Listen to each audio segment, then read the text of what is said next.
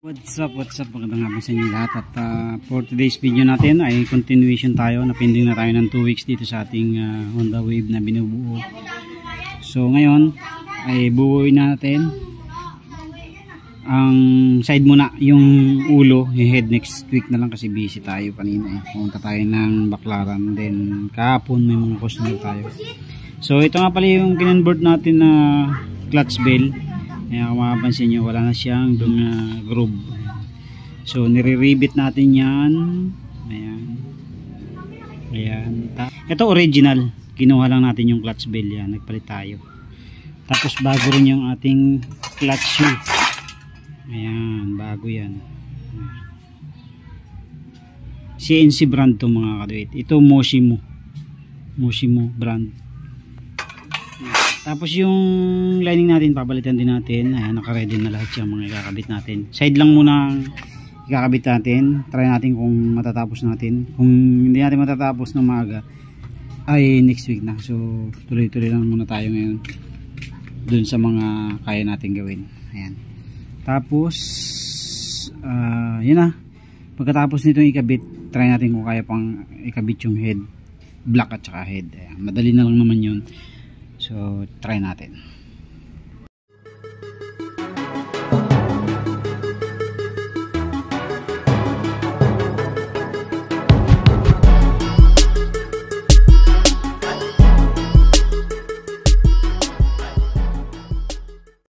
Let's start mga kaduit, ikabit na natin.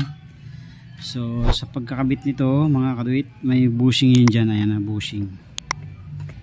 Ayan, lang isa nyo na. Tapos ito, kailangan naka-timing to mga kaduit. Ano nyo to, ayan o.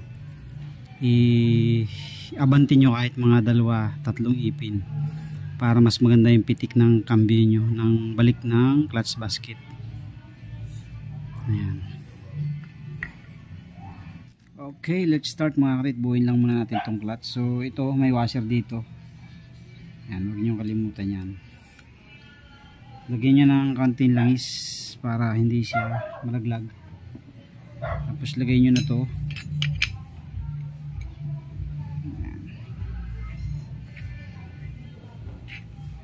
So tandaan nyo lang kung nasaan yung pwesto nung tuldok para yun yung reference natin. Ayan. Clutch, kailangan babad yan mga kadoy, siya langis. Ayan. Clutch plate, yung clutch plate natin yung matalas, nasa ilalim dapat. Ayan. Tapos clutch,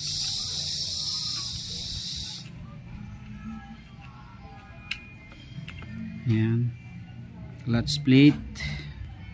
So yung clutch plate natin sa ilalim yung matalas,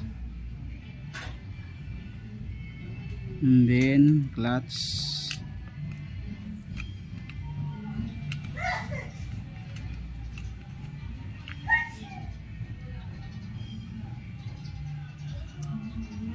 clutch plate,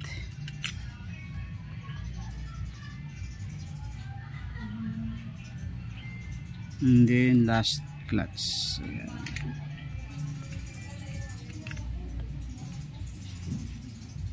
So itong may tuldok dito.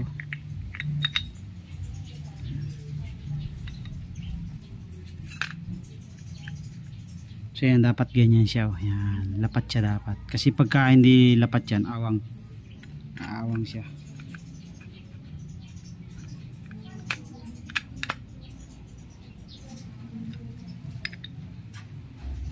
Kabit na natin. Tapos ito mga kaduit, i-twist nyo lang to, ikot nyo lang ng kahit mga 2. Ayan, diba? Isa. Ayan. Para hindi siya maingay.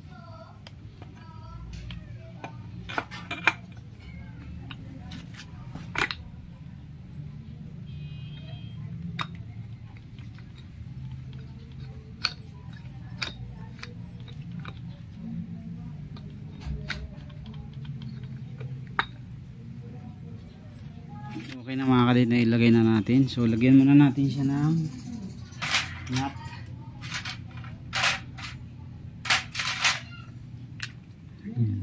Washer pala, may washer to.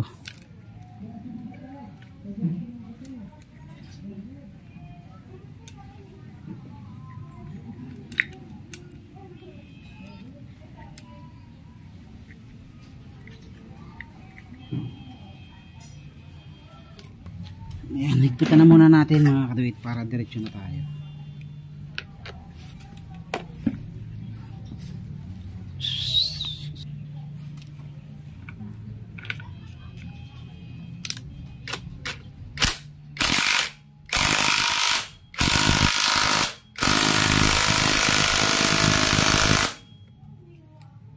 Okay.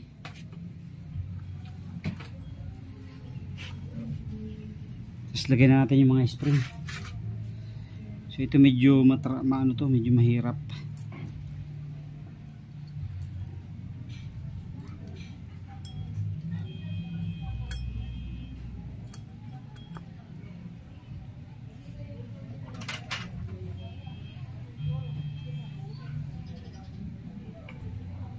Tapat nyo na yung tatlong mayroong thread yan, tatlo yan.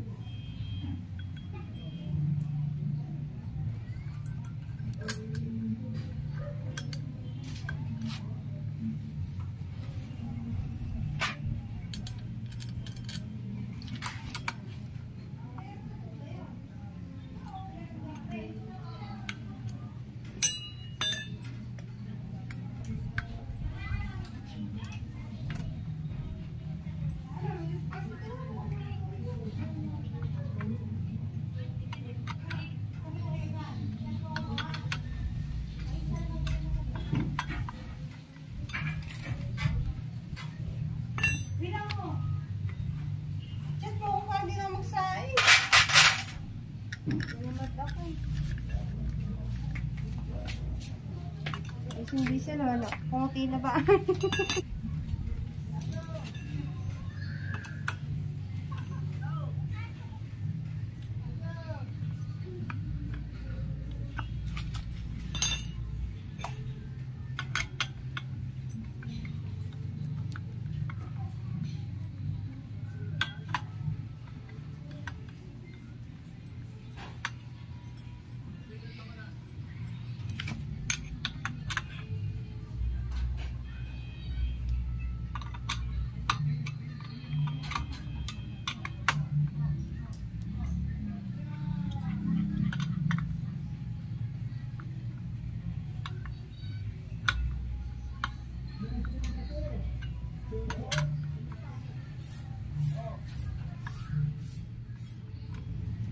Ayos na.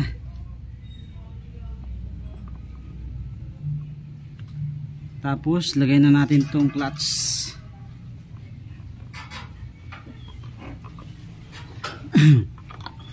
Yan, bagong clutch nito mga kapit. So kapag itong gasket na to mga kapit nasira, palitan nyo na. Pero ito namang sa akin okay pa, kaya hindi ko napapalitan. Ito kasi yung sumasalo sa mga dumi ng ating makina. Ayan, kaya mas maganda pinapalitan to kapag sira na. Pero sa kaso nito sa akin, hindi pa naman siya sira, kaya okay pa siyang gamitin. Dito kasi naiipon yung mugmug ng clutch yun natin. So anuhin muna natin pala, lagay muna natin yung ating washer. So meron yung isang pababa, ayan. So bahala na kayo kung saan nyo ipipwesto. Ayan. Tapos washer. So yung washer pataob.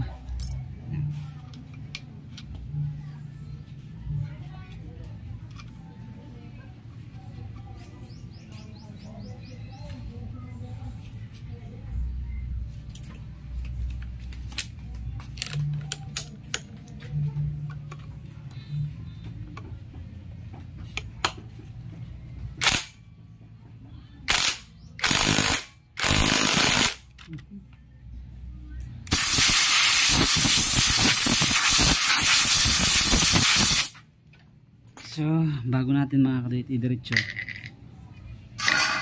ay ating tikwilin muna yung lock.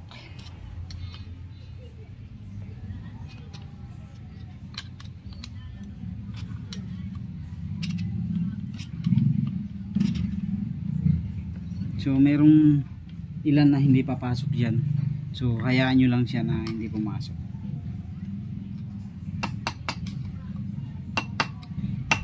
Kung alin lang yung tumapat, yun lang ipasok nyo.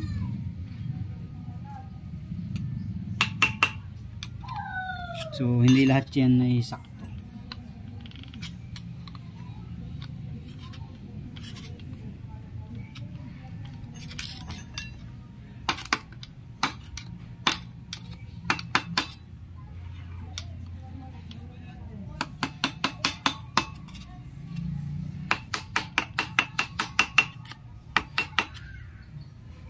Okay. So lagay na natin yung ating cover. Ayan. Lagyan nyo na lang konting grasa para pumantay siya.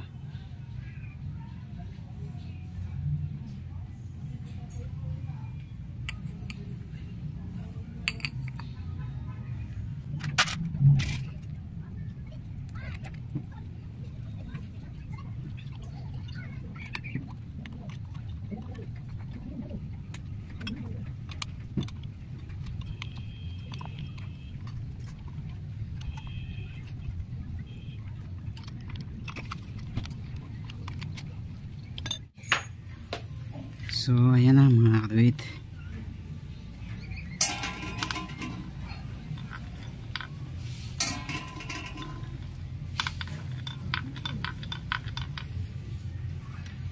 So next natin ay yung ating cambio. Mga katuwid, itong cambio may marking naman yan dyan. Ayan to. So tapat nyo lang doon sa marking. Tapos ito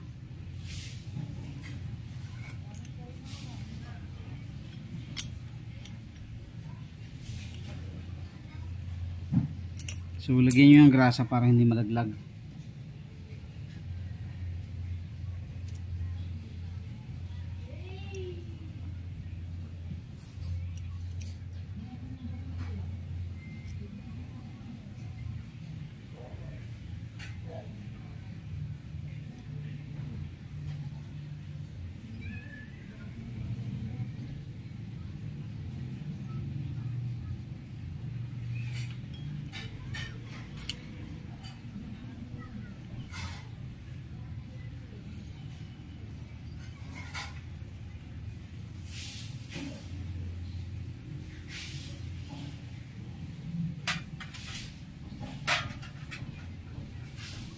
Tapos spring, and then itong sa ibabaw.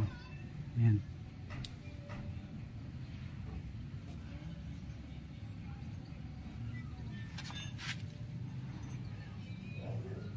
So ito na mga kadit yung tamang posisyon ng pagkakabit natin ito. Ayan o, ito yung marking, tapos yung marking ng arm. Tapos ito nakatutok lang siya dito. And then isasalpak natin siya dito sa may bearing ng clutch pressure. Ayan. Tapos ilalagay natin yung spring and then itong bearing. Ayan. So lalagyan na natin yan ng mga gasket para diretso na tayo. Okay, lagay na natin.